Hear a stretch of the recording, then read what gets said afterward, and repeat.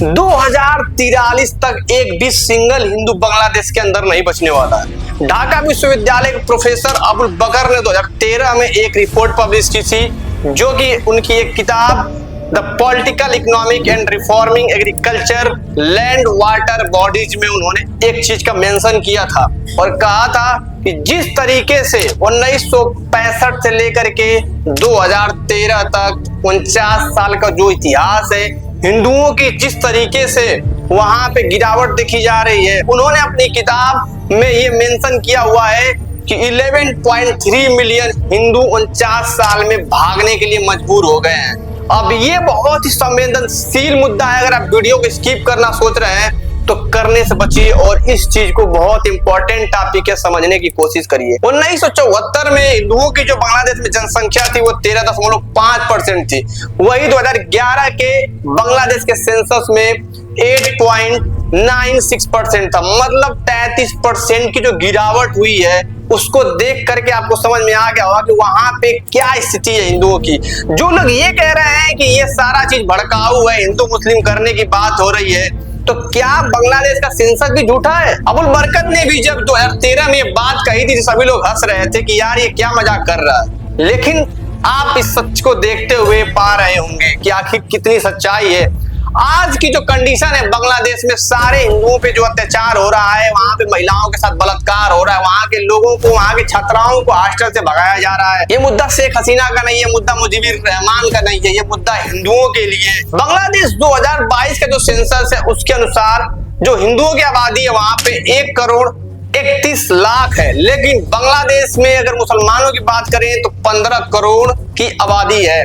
तो एक हिंदू और 15 मुस्लिम का रेशियो बनता है। तो जो लोग अपने आप को सेकुलर समझते हैं, सेकुलर होना जरूरी है, लेकिन जो वास्तविकता है उसको बोलना भी जरूरी है। अब आपके दिमाग में ये आ रहा होगा कि यार अगर इतना सारा कुछ हो रहा है तो क्या कभी किसी ने स्टेप लेने की कोशिश की?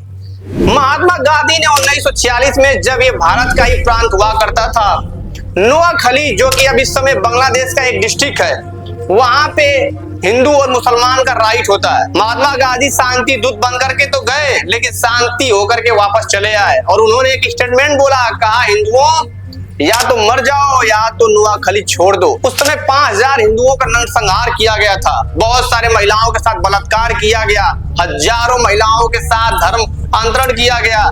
अब आपके दिमाग में आ रहा होगा कि यार जब महात्मा गांधी नहीं कर पाए तो क्या राहुल गांधी और नरेंद्र मोदी घंटा कुछ कर पाएंगे?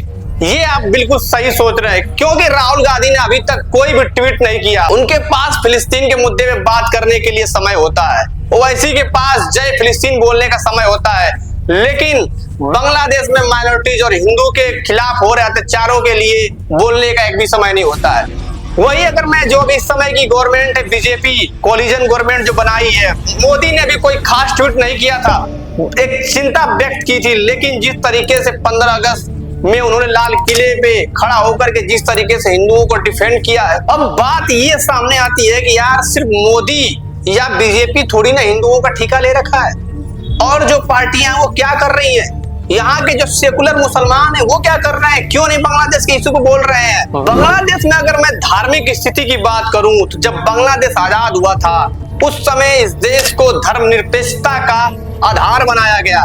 मुजीबुर रहमान जब उन्होंने सत्ता में आए तो उन्होंने धर्मनिरपेक्ष का आधार बनाया, लेकिन उसके बाद 1975 में जब उनकी मौत हो जाती है तो वहां के जो कट्टरपंथी थे इस देश को धर्मनिरपेक्षता की तरफ धीरे धीरे हटाना शुरू कर देते हैं और 1988 में उसी बांग्लादेश को इस्लामिक स्टेट घोषित कर दिया जाता है। मतलब जो राज धर्म होगा वो इस्लाम होगा। 2011 में जब शेख हसीना वापस आई, क्योंकि ये शेख मुजीबुर रहमान की बेटी है, उन्हीं के कदमों पे चलने की कोशिश तो की, लेकिन सच्चाई कुछ और थी।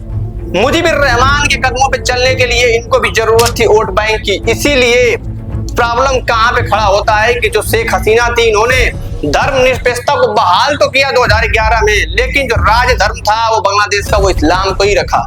अब आपके दिमाग में समझ में आ गया होगा कि वहां पे सारा खेल वोट बैंक की है, क्योंकि बांग्लादेश के अंदर 91% से भी ज्यादा मुसलमान हैं और अभी के जो कंडीशन है वहां पे वो 8.96% से भी कम हो चुके हैं वहां के हिंदू।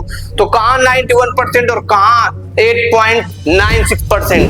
बांग्लादेश की जो राजनीतिक स्थिति है वो बहुत ही बुरी हो चुकी है, क्योंकि अवामी लीग जो कि थोड़ा बहुत प्रो माना जाता है हिंदुओं की, लेकिन वही जमात इस्लाम, बांग्लादेश नेशनल पार्टी जैसे जो पार्टियां वो कट्टरपंथियों का साथ देती हैं। इसको मुझे बोलने में थोड़ा भी हिचक नहीं आना चाहिए। जब 2001 में बांग्लादेश नेशनल पार्टी विजय खालिद के नेतृत्व में आती है, उस समय पता है आपको क्या हुआ था? 5 लाख हिंदुओं को वहां से भारत आने के लिए मजबूर होना पड़ा था। ये वास्तविकता है वहां की।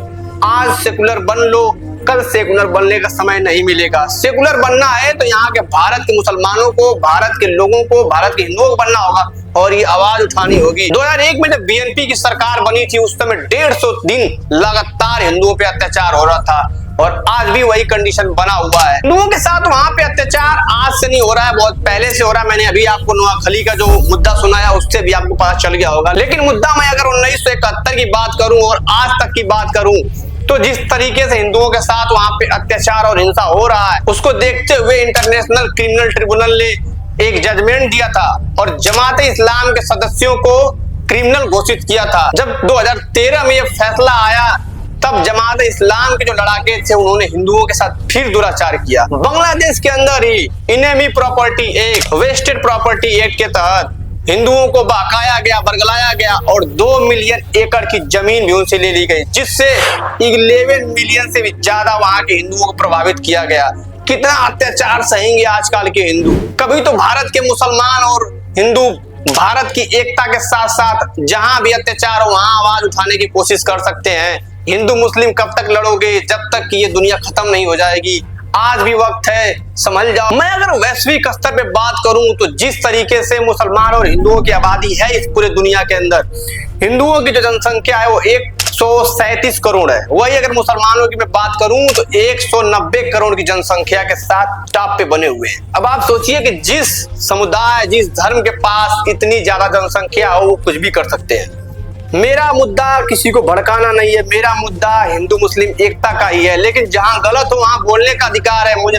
फिलिस्तीन मेरा पड़ोसी नहीं है, बांग्लादेश मेरा पड़ोसी है, वहां पे शांति बहाल करना ये हमारी जिम्मेदारी है। हर एक नागरिक, हर एक भारतीय की एक जिम्मेदारी बनती है। वैश्विक स्तर पे बहुत सारे देशों में हिंदुओं की आबादी बहुत अच्छी खासी है। मैं प्रतिशत के हिसाब से बात करूं तो नेपाल फर्स्ट नंबर पे आता है जहां पे 80% से भी ऊपर हिंदू रहते हैं।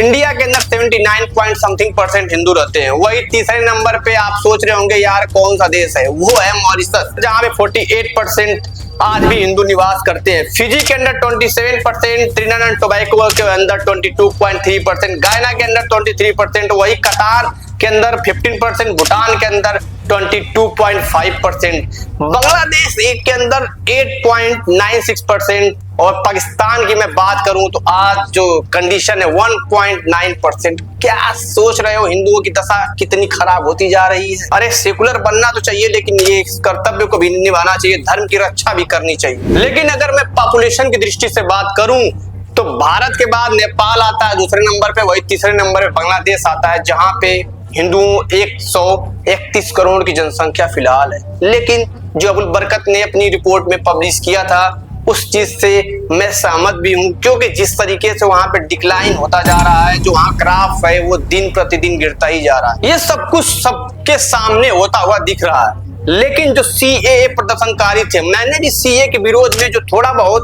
गलतियां थी सरकार का मैंने भी एक्सपोज किया था। लेकिन मैं आज उन प्रदर्शनकारियों से पूछता हूं कि मेरे भाई जब बांग्लादेश के अंदर आज ये स्थिति है, हिंसा हो रहा है, पाकिस्तान के अंदर हिंसा हो रहा है माइनॉरिटी के ऊपर, तो आप उस पर आवाज क्यों नहीं उठाते हैं? क्यों नहीं आकर के जिस तरीके से सीए के जैसा प्रदर्शन करते हैं वही प्रदर्शन और आप एक संदेश क्यों नहीं दे सकते हैं बांग्लादेश और पाकिस्तान के मुसलमानों को कि नहीं वो भी हमारे भाई हैं और आप भी हमारे भाई हो?